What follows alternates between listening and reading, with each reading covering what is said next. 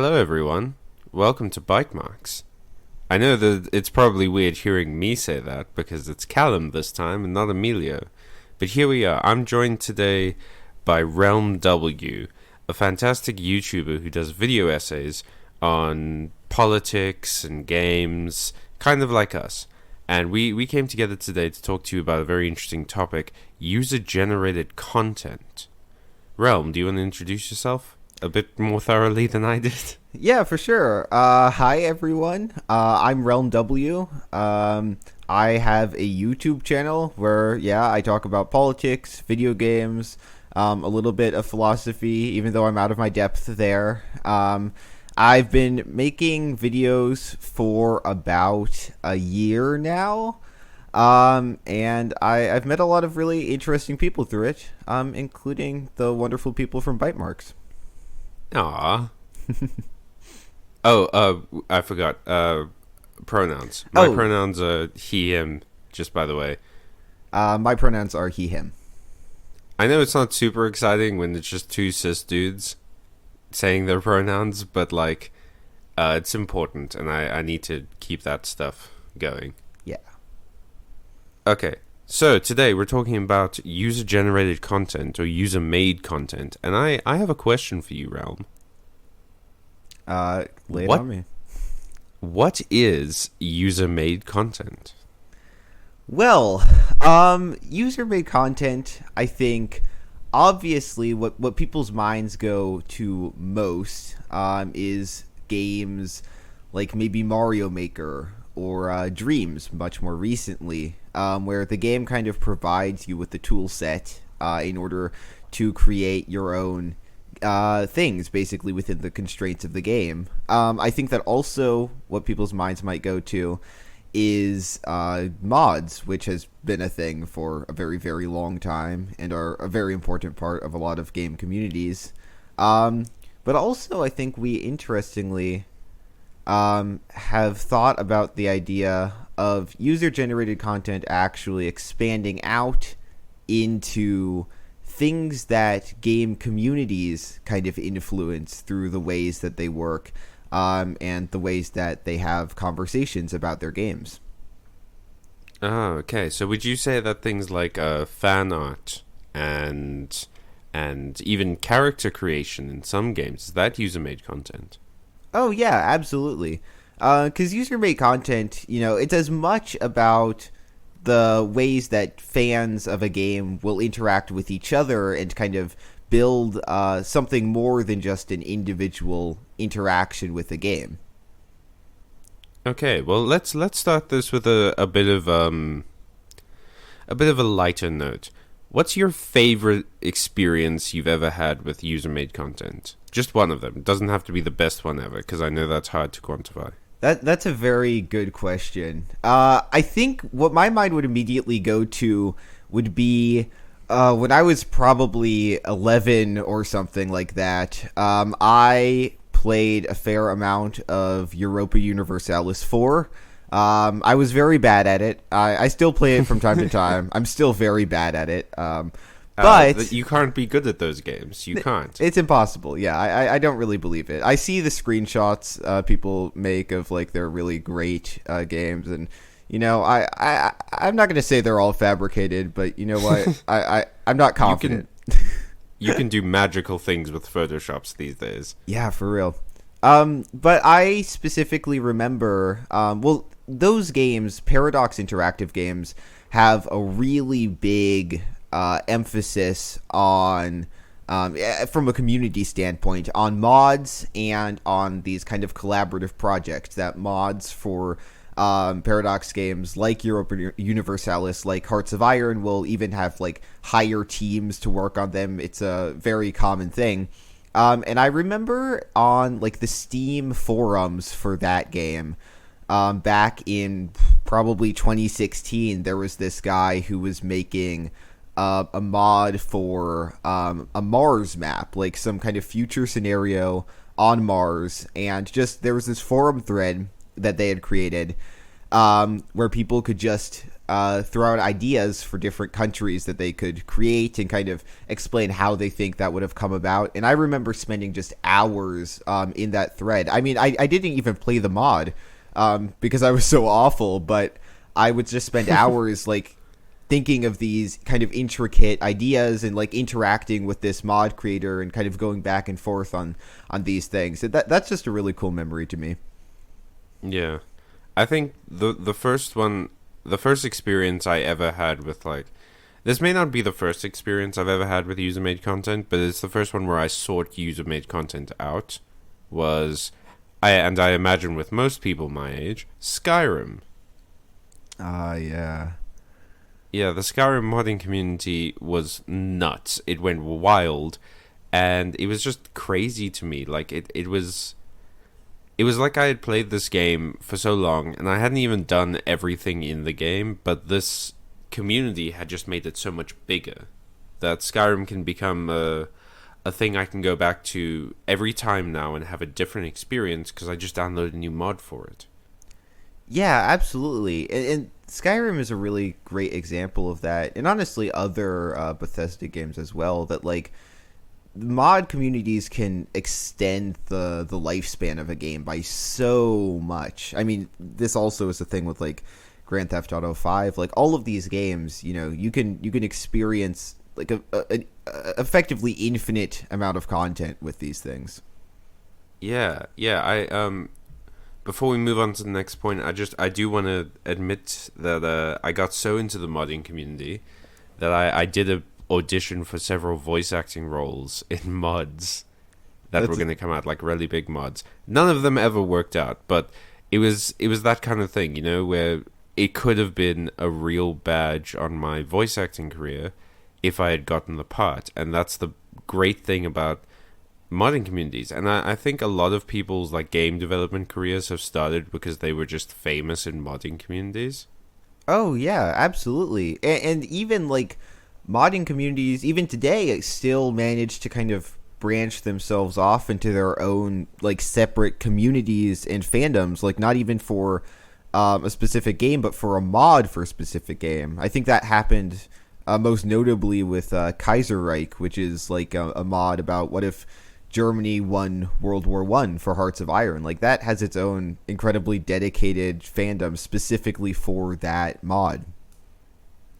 That's a really cool. This is, you know what, like the last. Oh, by the way, we did another video together that's going to be available on Realm's channel. That'll be, we'll have a link to that in the description. But in that video, we talked about like a lot of the bad parts of the gaming community, about how we get kind of toxic and vicious towards each other, in and amongst all of the good like discourse that we generally have. But there's a lot of like gatekeeping and toxic discourse. But then you hear about stuff like this, where someone just makes something and it becomes huge, and that's awesome. It's really incredible. And it's also like a really awesome example of people just creating stuff not because it's not monetizable for the most part in these kinds of communities. It's just because they like creating art and that they like creating things that people can enjoy and experience and prolong the lifespan of a game that they like. Now, I do want to call back for a second. You mentioned that you can have almost infinite content on a game with a modding community, but that brings up an interesting question. Do you think that having user-made content in your game, like pre-coded into it, is kind of a sign of developers wanting to like ape that modding community vibe to almost pad out their game a bit more?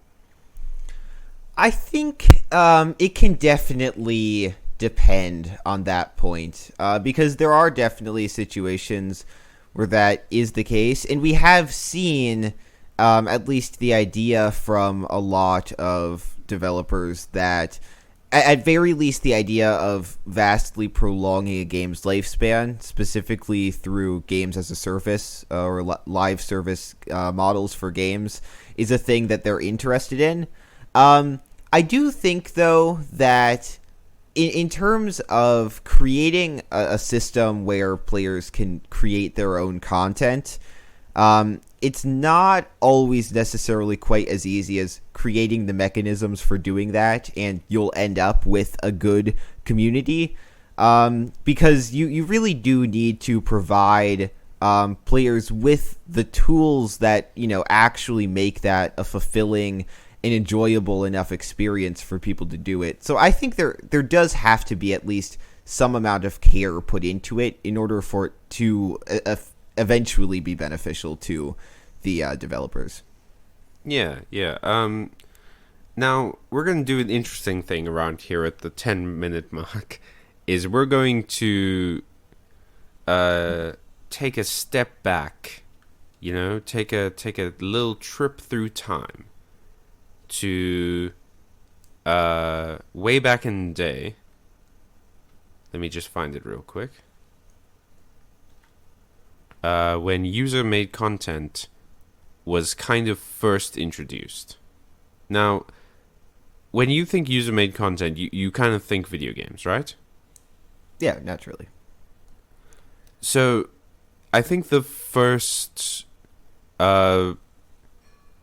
I'm not going to say first because I don't have that kind of rock-hard, ironclad research, but one of the first introductions of user-made content was for turn-based strategy games like Heroes of Might and Magic, where people would upload their own maps to fan-made websites, right? But if you really think about it, I think we can go a bit further and just say that most of D&D is user-made content.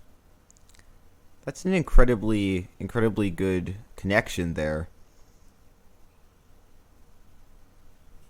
Thank you. I thought you had more to say after that. No. I mean, it really is great because, a lot of, especially early games, took a lot of particularly aesthetic inspiration from that. But then, there are, especially with the user-made content, you can see a lot of actual through lines, and the kind of lifeblood of those early Dungeons and Dragons community was fans who would be producing their own content, but also producing their own magazines around it. And, ultimately, that is one of those situations where you kind of give players a tool set, and, there obviously are modules that kind of you can go by the books, so to speak, if you want.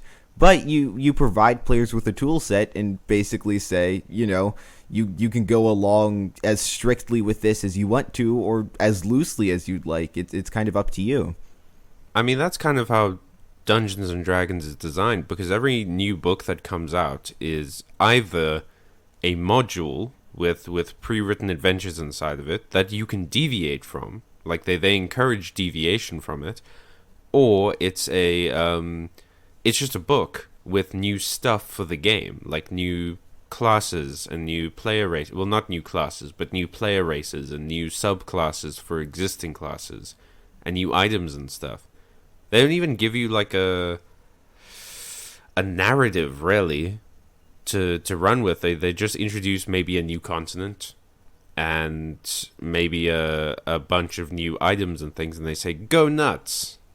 Yeah, exactly. And especially online today, the breadth of content available that people have meticulously developed, to be that, specific storylines, but often like character classes, even entire systems, is really incredible. Just recently, actually, I was invited to join in on a Zelda-themed Dungeons and Dragons campaign, which I believe is loosely developed off of D&D 5e. I could be incorrect about that, but that sounds amazing. Do they have space for another?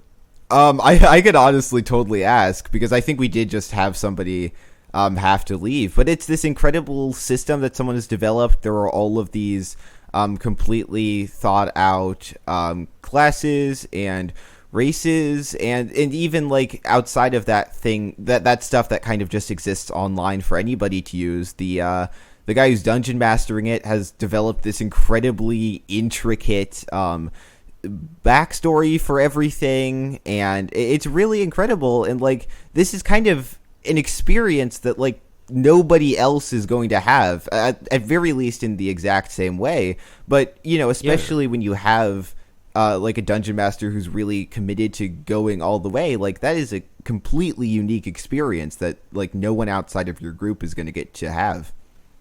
Oh, okay. And you know what? I just want to throw this out there real quick. So I watch Joe Cat videos a lot, as many viewers of this channel will know, because I bring him up a lot. But and if you don't know who he is, he did a series of animated videos called "A Crap Guide to D&D," and he frequently got, I think, sponsored, or he just shared a lot of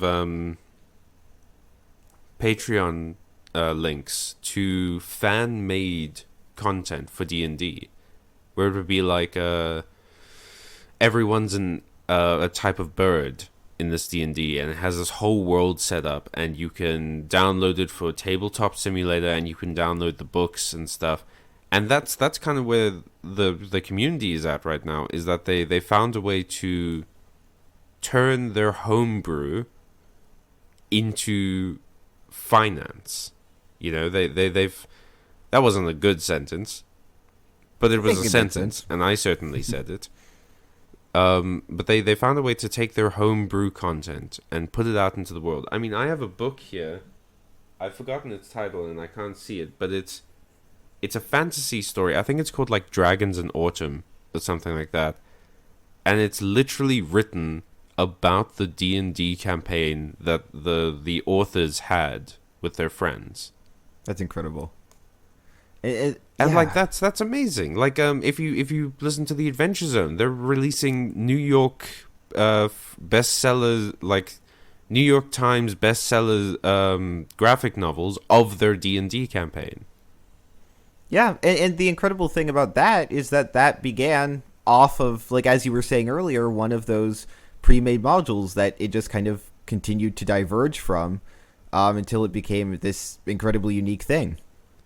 Yeah, and let's say that is, I'm not going to say that. Okay, let me check my phrasing here real quick. I'm going to use the D&D homebrew community as like the peak of user-made content in the specific measuring system that I have. I'm not saying it's the best one. I'm just saying that at the moment, it is the most prominent, if you catch my meaning. No, that makes sense. Okay, now let's look at the opposite of that. So, real quick, before I start introducing some points, can I say to you, remember when I said that game, Heroes of Might and Magic? Yes. Where people used to upload maps? Yeah. So Ubisoft owns that, and there's a Heroes of Might and Magic 7 that is out, and I took a look at the website, just to see what it's like, and they said, and I quote from their website, "Make your voice heard. For the first time, power belongs to players. Log in to the Shadow Council website and take part in the game development. Vote for 2 of the 6 factions and promote your favorite features. Chat with developers, comment, share, and interact and influence. Each step of the way will grant its own reward. Make Heroes 7 the game experience you deserve." Now, this isn't necessarily scummy, and this isn't necessarily bad user-generated content, but this is kind of showing how Ubisoft is not in touch with the gaming community anymore. No, exactly.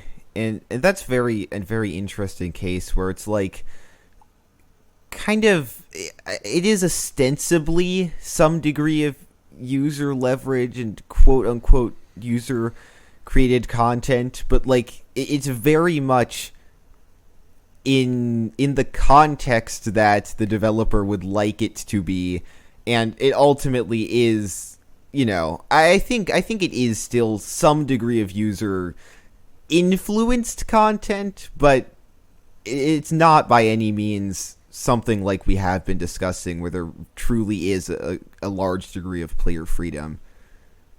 And you know what this is kind of reminiscent of for me is Bethesda's big scandal with paid mods for Fallout 4. Yeah, the Bethesda Creation Club. That was really something. And in that case, it does claim that they are compensating the creators of the mods. And ultimately, yeah, they are, technically speaking, but, creators are receiving 25% of profits off of the mods that, they created, and then, the labor was the mod creators, and then Bethesda, automatically downloaded it onto your hard drive when you got the game, and then put a price tag on it. And that's their 75%. Yeah, I'm coming down off of that wonderful floaty feeling that I had when we were talking about something cool that happens in the gaming industry, and reality has thrown a bucket of cold water in my face. But here's why I was slamming on Ubisoft earlier. So this kind of thing where they bring in players as a part of the game development to vote for stuff and to make mods and whatever isn't necessarily just to sell more. It's also to take blame away from them if it doesn't work. Mm-hmm. Because if Bethesda made the mods, which they did make several and they were lame, but if Bethesda made them all the mods and they didn't work, or Ubisoft made Heroes of Might and Magic 7 and it didn't have things that people wanted in them, then they would shoulder all the blame for that. And so they're trying to siphon user-made content to kind of hedge their bets. Like, if it doesn't work, oh, no, we trusted you guys and you clearly don't know what you want. And if it does work, it's like, oh, hey, look at how smart we are for including the community. Yeah, that's a very good point. And I think, actually, interestingly, what that makes me think of a little bit is almost kind of a counterexample, or a situation where you would almost expect to see that kind of thing, but didn't, is No Man's Sky, which, it does rely very heavily on its fan community, but they have continued to update that kind of with relatively little input from the community, but still ending up actually kind of pleasing people. But yeah, I think that saying that it is kind of to absolve them of blame for what gets included because you guys asked for it, or in the case of Bethesda, you guys actually made it. It does make a lot of sense. Yeah, I think No Man's Sky is an interesting example of a developer actually listening to their community. Because, everyone made jokes about No Man's Sky for a long time, about how it's like, oh, you promised us the universe and you gave us sand. And so disappointingly, there isn't much sand in the game. Oh, yeah, you promised us the universe and you didn't give us sand. There's no sand in this sandbox. What the fuck, guys? But they listened to the community and they sort of made changes as it goes. I remember I had friends that absolutely hated No Man's Sky, and I've never played it, but from what I can tell, the recent updates of the game seem to be way better. Oh yeah, the game has improved massively. I still log on every couple of months just kind of to see what they've added. I was never really one of the people who was super into the gameplay side of it. I always just kind of liked walking around. So I've kind of liked it since it came out, but it genuinely has become a vastly better gameplay experience, and that is because they directly shouldered the blame for the state in which the game released, and then listened to community feedback about how to actually make it better. Now, okay, so when you have a game like No Man's Sky or Little Big Planet or anything that relies pretty heavily on user-made content, is that game successful because of your design, or is it successful because of your fan base? This is actually, I'm very happy you asked that, because I have kind of had floating around in my head for a little while an idea about making a video actually about this question. And I actually do think it is about game design to a much higher degree than a lot of people seem to think. Because it's not like just meta design. Yeah, it's not just about creating a sandbox, and if you have like an environment where players have freedom, then that will automatically make your game successful or make it an enjoyable experience, because it's not. You have to be able to very specifically design your sandbox and the tool set you give your players in order to actually make the rewards and goals the player sets for themselves fulfilling and fun to get to. You can look at... Oh, sorry. No, I keep doing this. I'm Go so ahead. sorry. Think about like Biomutant.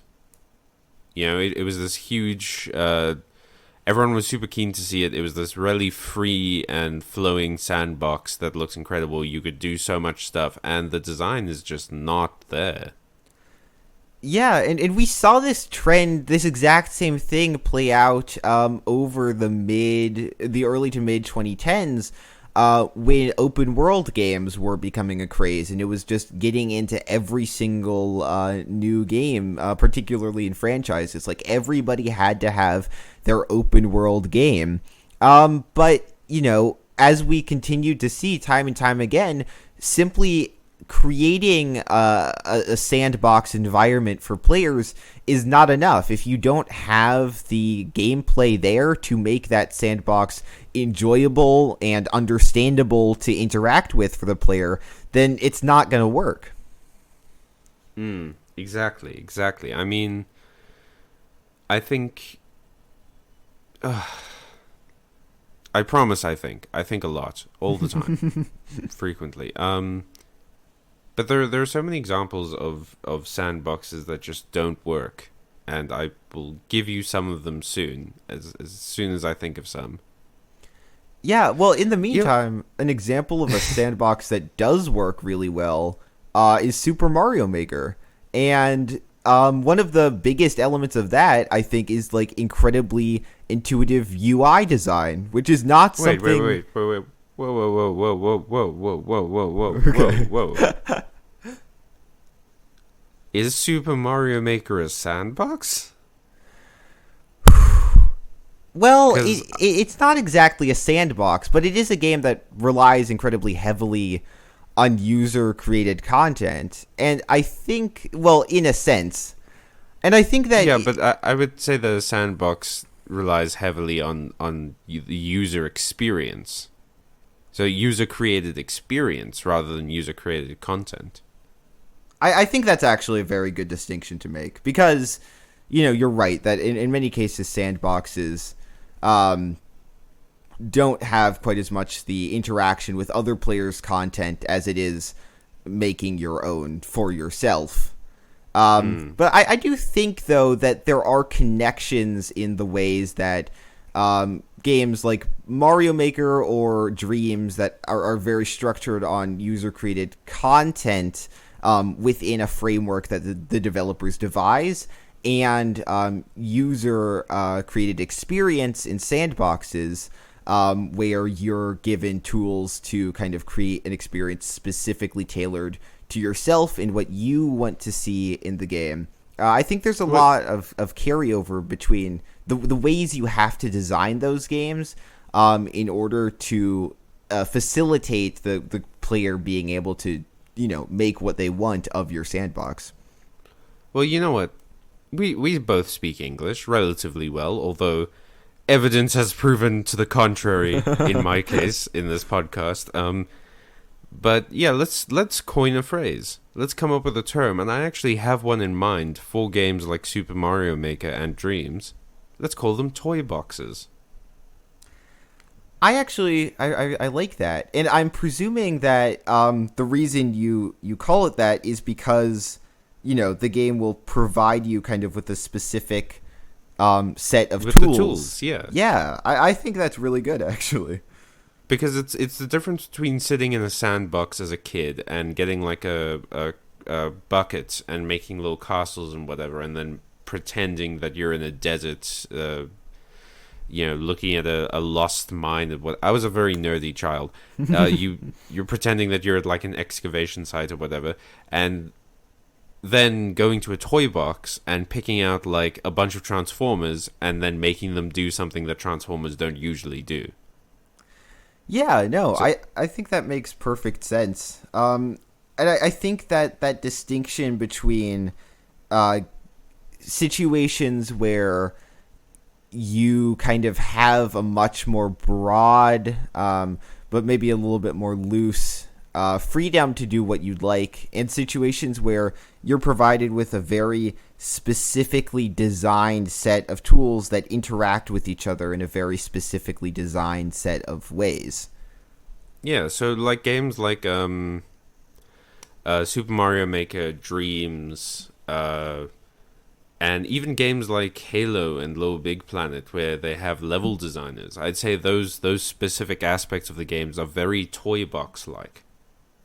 Oh yeah, for sure, and we see that it's been added to a lot of games over the years. I mean, even just recently, it happened in both 2013 and 2018. That is, with Super Smash Brothers, that they added a stage creator, and we saw a very similar thing with the Link's Awakening remake that came out in 2019. Toy box creators are very they're a lot, I would say, somewhat more easy to implement in some cases, but that doesn't necessarily mean they'll be good, as we said, because if you're making a toy box game where you have that more limited set of options for the players and more limited set of interactions that your tools can have, then you have to make sure that works really well and that those interactions are really fun and compelling enough to keep a player playing and being interested in creating something out of it. Oh, definitely. While we're on the topic of toy box games, can I throw out this idea right now? Do you think that Mario Maker is only as successful as it is because Mario has been going on for long enough to have all of these assets? That's very interesting. And I would actually suggest not necessarily. Because I think a very interesting thing that we've also seen recently within the past several years, more recently than Mario Maker at least, has been a game called Celeste. Which is, if you aren't aware, a very kind of tight platformer game with a pretty limited set of movement options that relies heavily on mastery of those specific kinds of movement. But that game has, but it does have like a lot of different kinds of hazards and a lot of different ways you can interact with the world, like so falling platforms, or later on it gets very complicated where you have these kind of platforms that move in a specific way depending on how you jump onto them.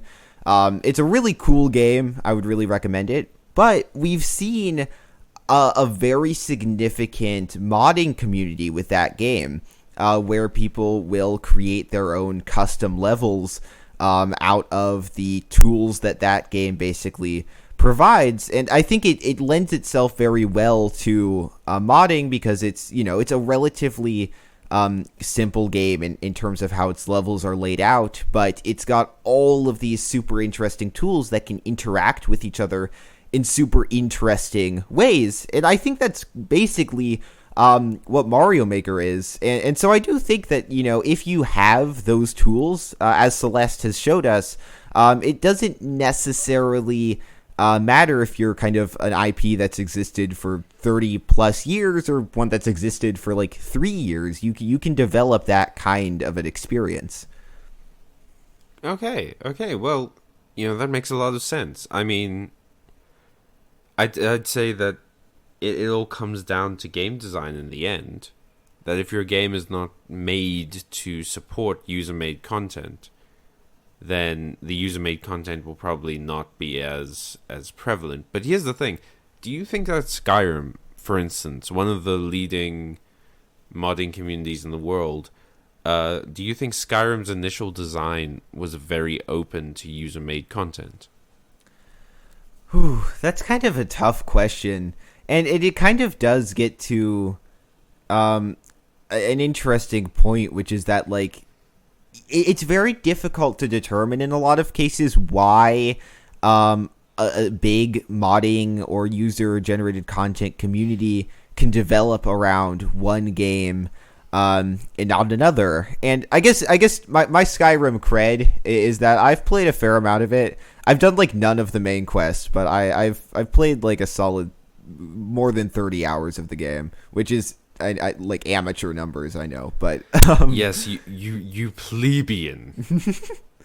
But I do think that Skyrim, as like an ostensibly role-playing game, does kind of provide a lot of the kind of tools that make it interesting to toy around with. And I think that people's just interest in the game, honestly, could also be a major factor of it, that it's just an immensely popular game. But I'd be interested in hearing your take about that. Well, I think it's because when you take a game like Celeste and you mod that, you have to make a new level, an entire level. For Skyrim, the modding community usually focuses on like a small part of it. You get sections that are player housing or new armor or overhauls for character models or whatever. So very rarely do you get like it's usually a big event when there's a mod that overhauls the entire game. Like I remember there was I forget the name of the mod, but it changed the entirety of the Skyrim into a new game, using just all of its assets. And that was mind-blowing. But yeah, for the most part, I think it's just that they take small bits of Skyrim and mod them individually. And that's why you can have such a unique game experience, because you can be combining, 7 different mods for 7 different things.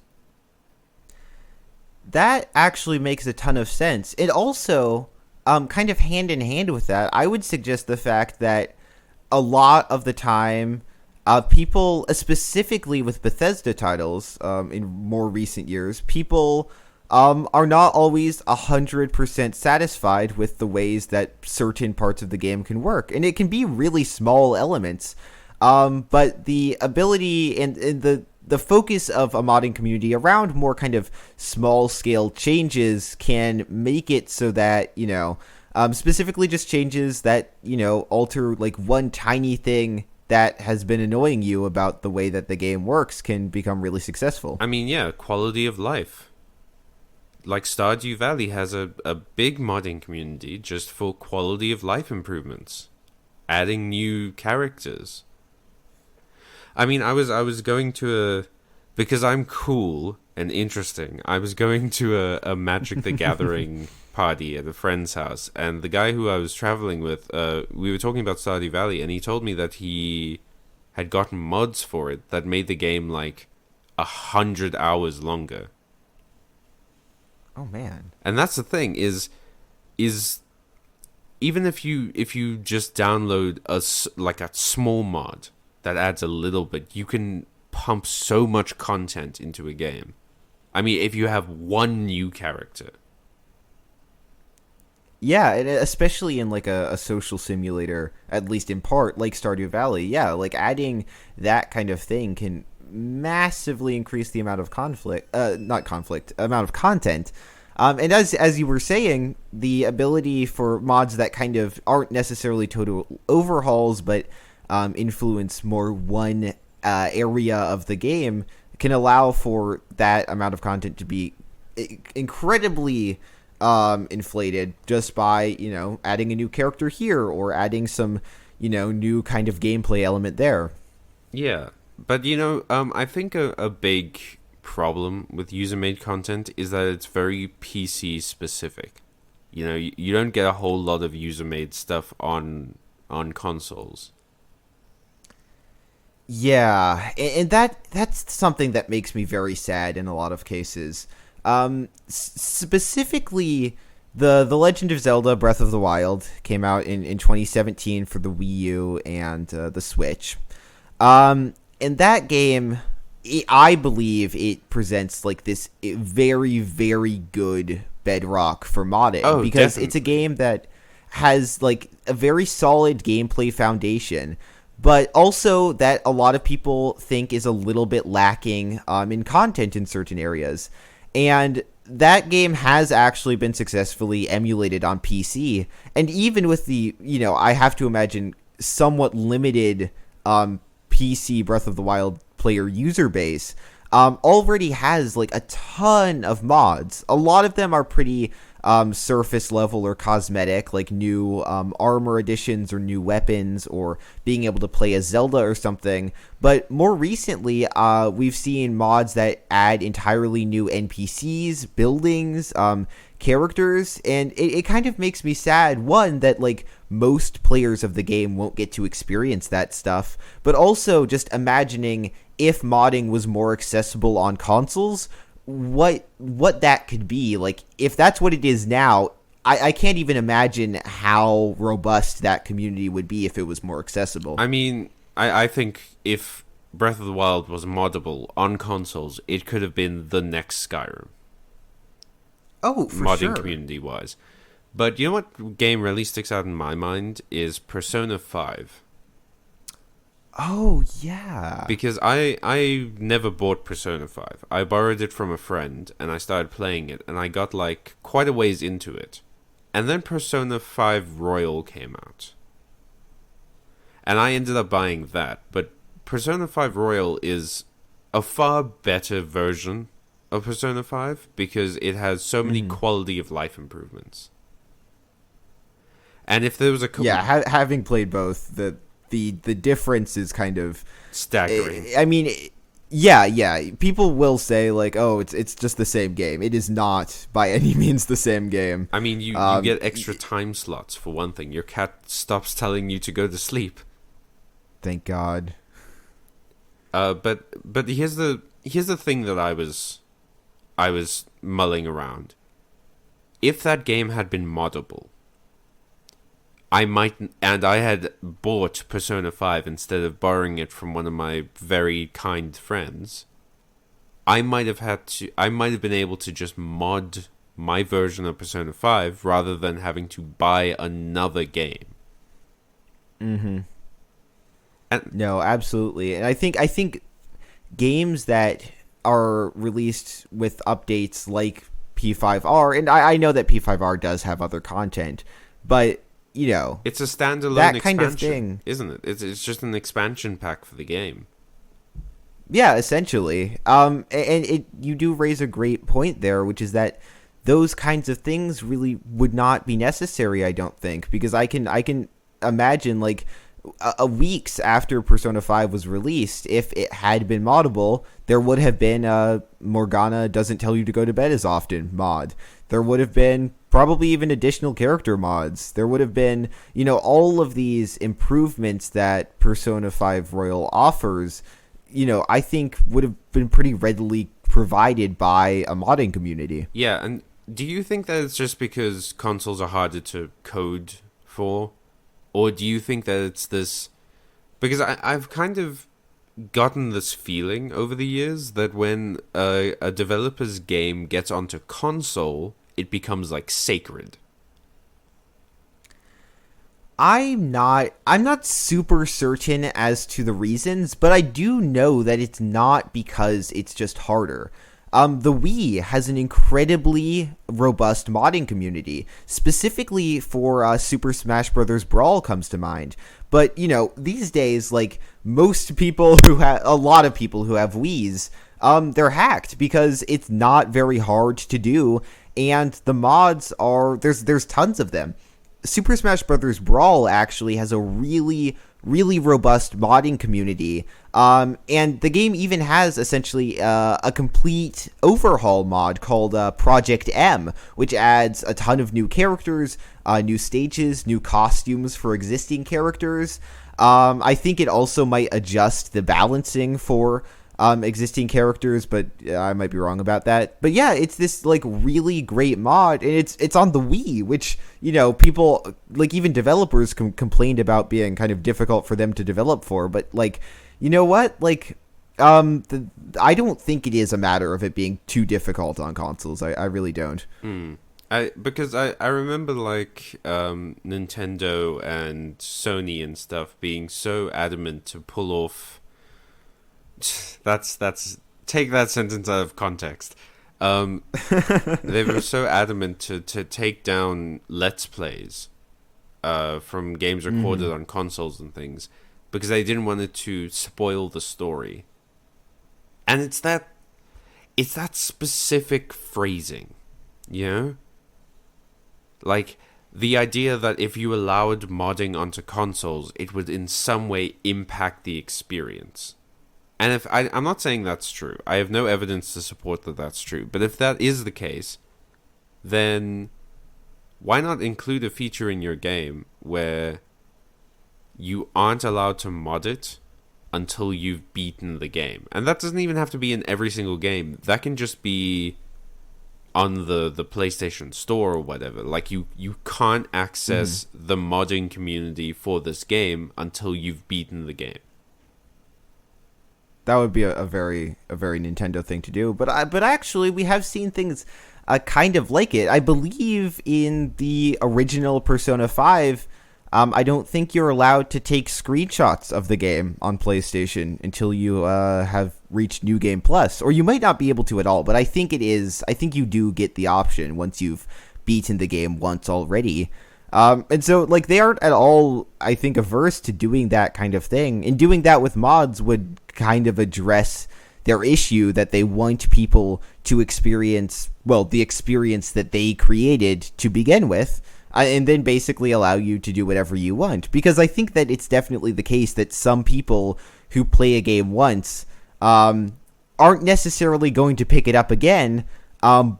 But if they do have the option to mod and to bring in all this new content that, the developers weren't going to add to begin with, then I think that can only really be a win for the publisher of the game. I mean, yeah, it adds replayability. Because a lot of the time with games, it's not just necessarily about how many people buy it and how many people download it. It's about how many people continue playing it. Mm-hmm. Yeah, these days especially, sustained playership is more important than ever.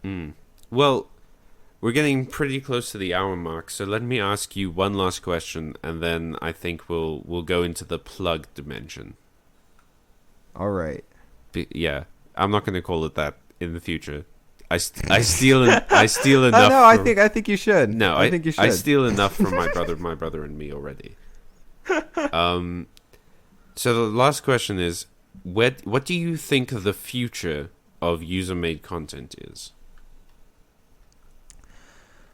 You know what? I want to end this on an optimistic note, and I do believe that user-made content, it's not going anywhere. It's been here forever. It's still around, and it's still going places. And I think that the fact that we're seeing things like Dreams and Mario Maker kind of indicate that developers are starting to recognize the importance of that, and the importance of those kinds of communities around games. Unfortunately, the fact that developers are in some cases trying to take advantage of that also demonstrates that it's becoming more recognized. But you know what? I really do, especially with our conversation about consoles, I really do hope that the next step is making that available and accessible, because we do know it's possible, and we do know how much that can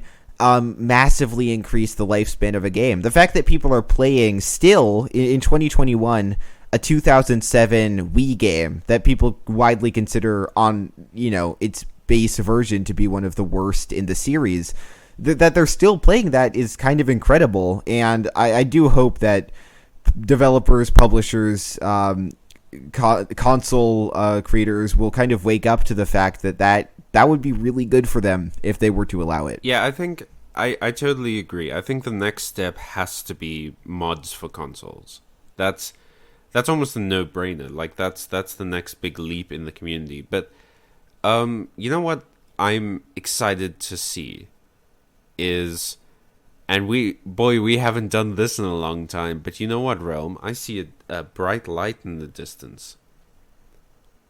A bright shiny light, and down from it, several words written horizontally and then flipping up to reveal what they are have descended in front of me. It's Elder Scrolls 6, and it brings it it the eternal question on this specific podcast.